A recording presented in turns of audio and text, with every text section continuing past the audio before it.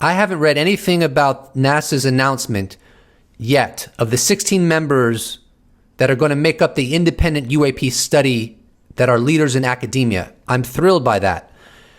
But I am extraordinarily perplexed by this tweet from NASA. The 16 members of the UAP independent study are leaders in academia, science, and data analytics. They will work with unclassified information and will release a full report to the public in mid-2023. I mean, I'm thrilled that they're going to release the report to the public, and I think that's important. But something is completely off here, which is why I responded to their tweet. Why not also work with classified UAP data when that's likely the most compelling high-fidelity data to examine? In that same light, on June 15th, 2022, former F-18 aviator Ryan Graves wrote, "Where are the remaining 4 minutes of the gimbal video? Has Congress seen it? If not, why not?" To which I responded, "I'd honestly love if it could be put to rest whether or not the object is rotating regardless of what the truth is, and whether or not it's prosaic or not. Seems like there is so much unnecessary debate that could be easily resolved if someone saw the data, ideally us, but in this context, it's okay if it's not us and it's the scientists." How can you assert that when it comes to national security, getting the best data is paramount, but when it comes to science, getting the best data is not paramount? Are we as a civilization going to make the case that national security is more important than actual learning about the nature of our universe and science? There is something totally off here. How could the scientists of NASA not feel a tremendous deficiency in only being able to see the unclassified data in the same way that members of Congress should feel an overwhelming deficiency if they're not permitted to see the best data so that they can get an understanding of what they're dealing with when it comes to UAP and how it impacts national security? But what about how UAP impacts our understanding and knowledge of the universe? That's less important than national security, really? I mean, is that the impression you want to get across, NASA? This makes no sense. This makes no objective sense. And I understand some of the arguments. You can't share classified data. You can't get it peer-reviewed necessarily, although I think you could get it peer-reviewed in classified setting. But you can't really disseminate that information, fine.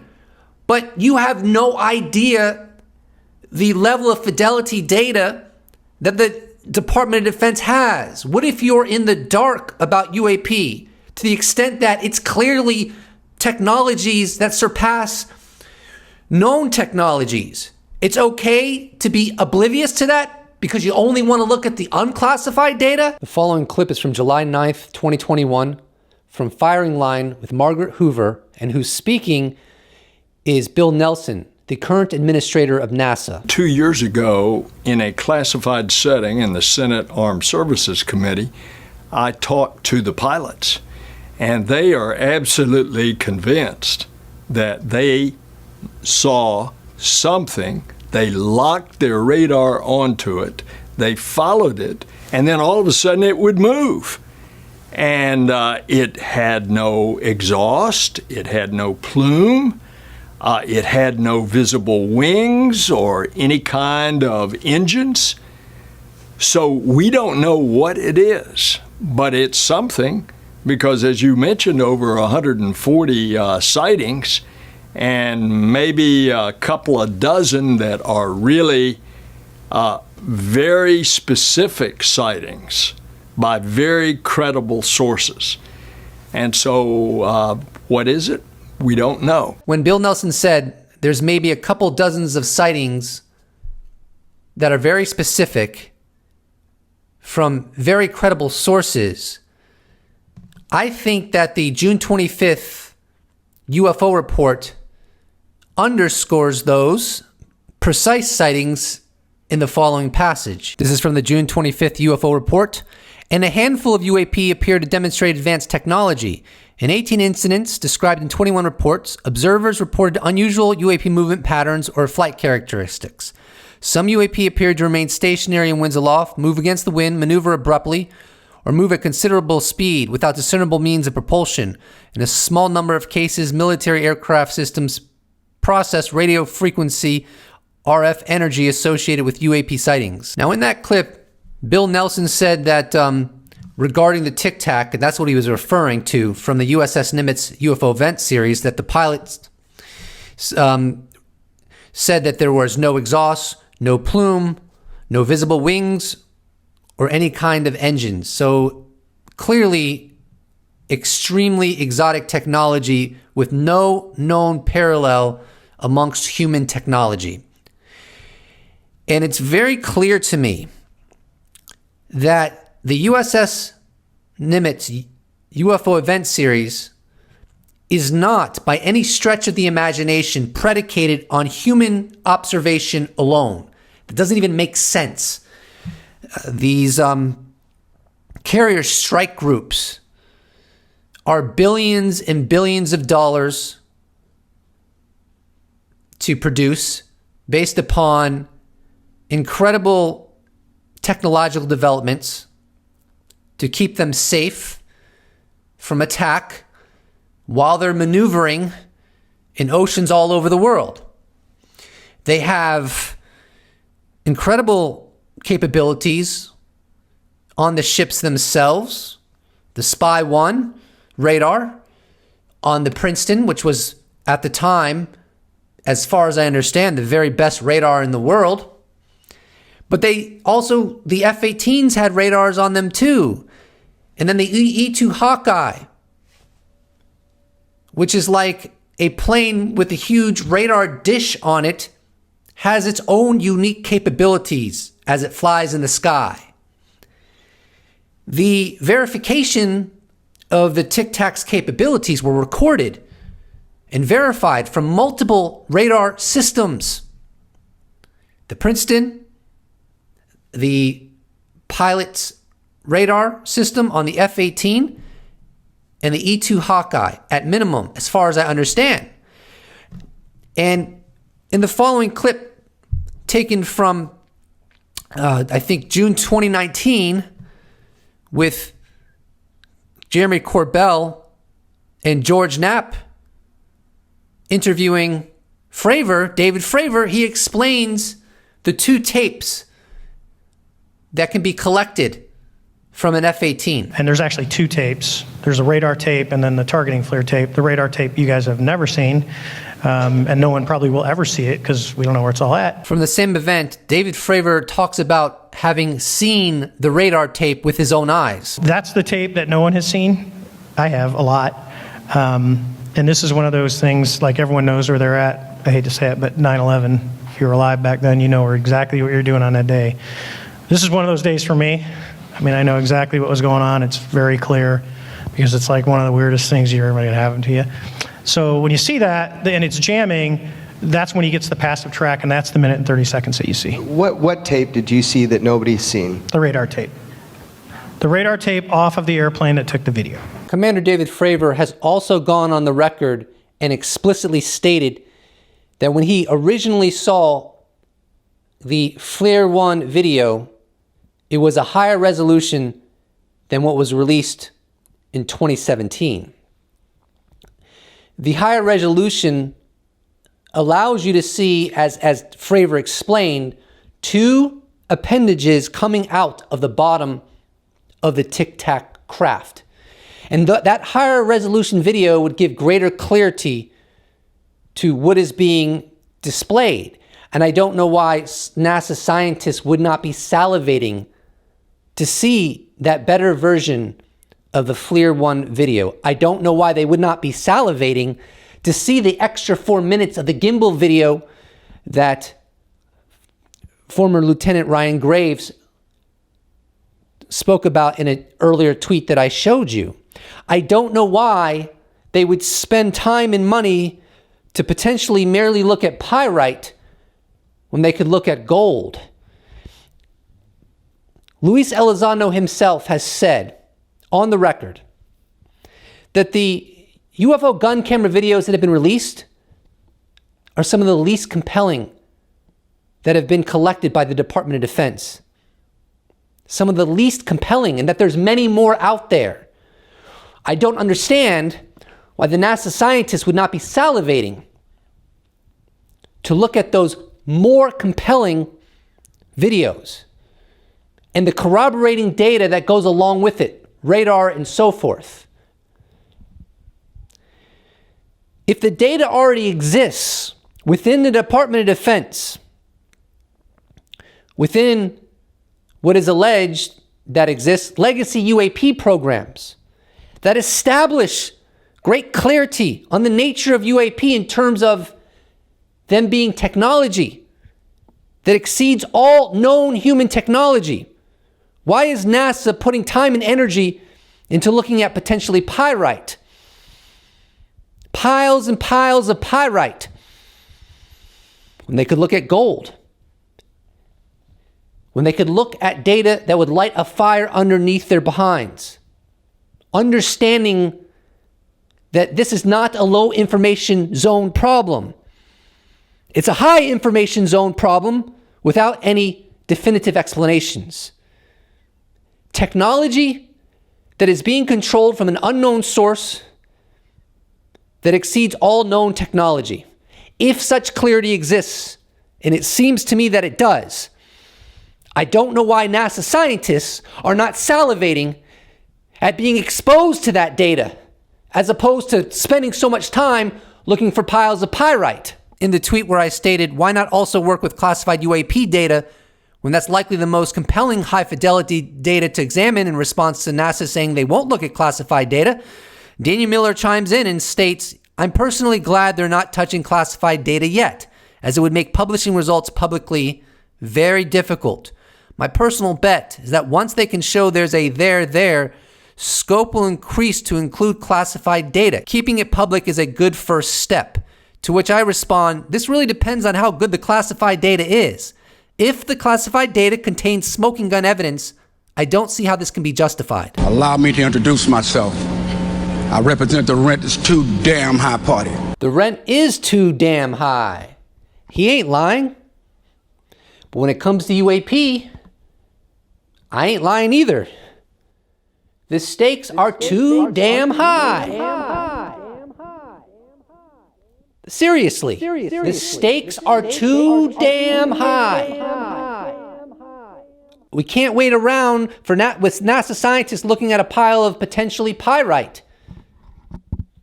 when the DoD has sensor data from billion-dollar platforms of technologies that surpass all known technology, if that's the case, and it seems very clear to me that that is the case. Now, as far as Miller's assessment that it'd be very difficult to share findings from classified data, he's correct. And his assessment that if they can ascertain there's a there, then they'll be allowed to look at the classified data. I don't know if he's correct about that or not. And what I mean by that is I don't know if they'll find a there with the data that they can get their hands on. I don't know. I hope so. But the way I see it is that if these scientists were given a security clearance and were permitted to look at the best data the Pentagon has on UAP, even if they couldn't write a paper on it, they could still communicate to the public what their assessment was without revealing any classified data. And there would be intrinsic value in that. Let me give you an extreme example that I don't know could be fulfilled in the real world, but I think it's necessary that I present this extreme example to you. What if an aerospace company like Lockheed Martin Skunk Works has actually retrieved intact craft from non-human intelligence? If the level of fidelity data that is in the possession of the US government is that high, then does it really make even a modicum of sense for NASA to pour over data that may not even find anything when there are piles and piles of gold in the possession of the U.S. government that this phenomena is real? You tell me. Let's quickly review the 3-part tweet thread that NASA published on October 21st regarding their announcement, where they selected 16 individuals. Let's read it now. We've selected 16 individuals to participate in an independent study team on unidentified aerial phenomena, UAP, or observations in the sky that cannot be identified as aircraft or known natural phenomena. The 9-month study will begin on October 24th. The 16 members of the UAP independent study are leaders in academia, science, and data analytics. They will work with unclassified information and will release a full report to the public in mid-2023. The focus of this study is to inform NASA what possible data could be collected in the future to shed light on UAP. There is no evidence supporting the idea that UAP are extraterrestrial in origin. Folk were having a field day with the last part of the 3-part tweet, reading, the focus of this study is to inform NASA what possible data could be collected in the future to shed light on UAP. There is no evidence supporting the idea that UAP are extraterrestrial in origin. Stephen Greenstreet repeats that line, to which Daniel Miller, in my opinion, rightfully responds, can someone explain to me why everybody is quoting this sentence? Seems pretty obvious to me. Mick West gets into the melee where he cites that last part of the NASA tweet thread and writes, there is no evidence supporting the idea that UAP are extraterrestrial in origin. The Chola responds, so they know what FLIR 1 Tic Tac gimbal are? Have they looked at the data yet to make that determination? They should tell us already then. We've wasted enough time. Starting with what sounds like a definite conclusion is a bad way to kick off your science project. And he shows a little emoji with the hand slap to the forehead. Eddie Current responds, no, they're just saying there's no evidence that those things are extraterrestrial in origin, which the Chola responds. They could have said the available data is not enough to attribute UAPs with confidence. You don't kick off a science project by making a statement that sounds like a conclusion, in my opinion. Just look at how debunkers jump on that sentence already. Anyway, we'll see where this goes. Here's an excerpt from an article that was written in March of 2022 by Chris Mellon. This excerpt really underscores how much damage could potentially occur if scientists are not able to have access to data on UAP that the U.S. government has already acquired with their sensor systems over many years and decades. TheHill.com title, How Government Overclassification May Hide UFO Videos and Harm Our Security. As an example of the damage which excessive classification can do, let me offer a specific example. An effort is underway using machine learning to train a powerful computing capability to detect valid UAP videos and photos and to reject fakes or videos that mistakenly capture conventional aircraft.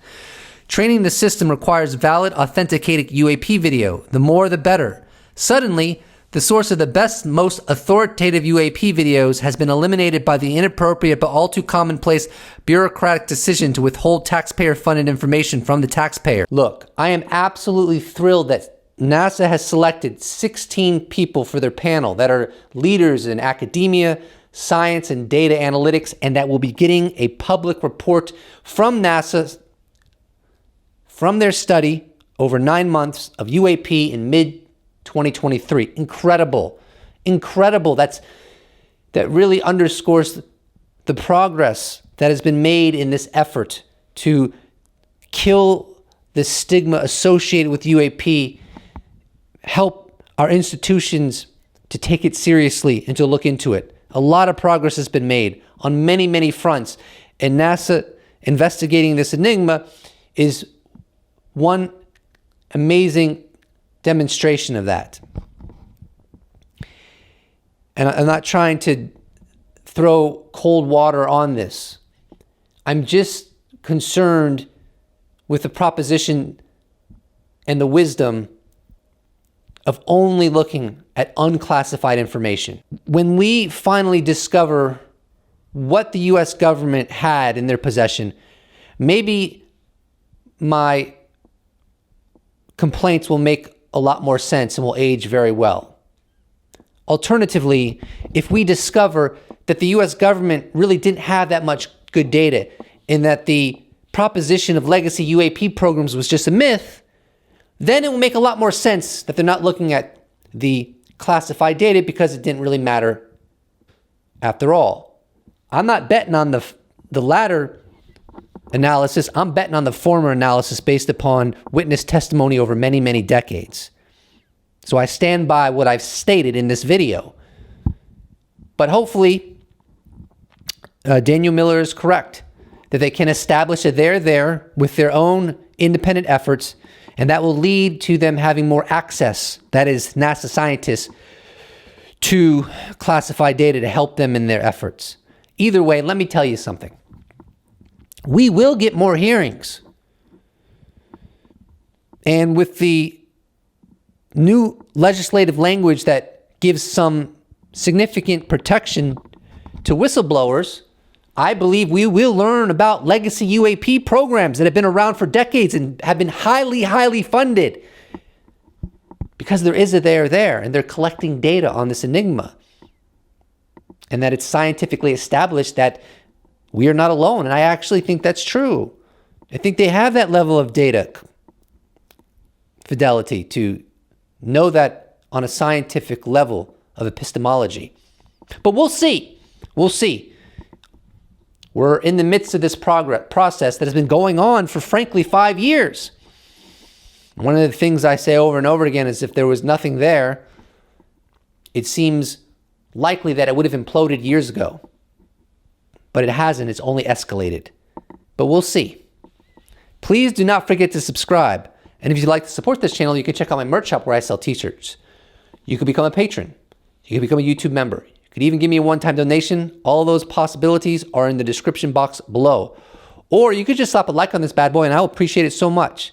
Thank you so much for watching, and I look forward to seeing you in the next episode.